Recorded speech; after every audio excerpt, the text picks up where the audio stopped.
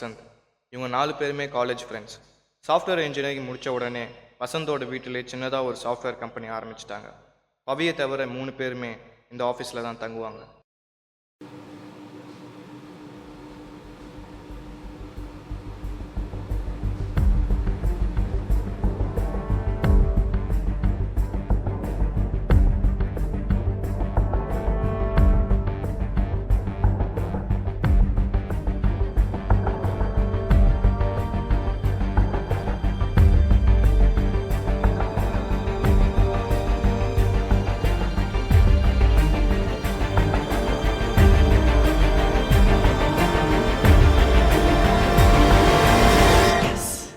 S S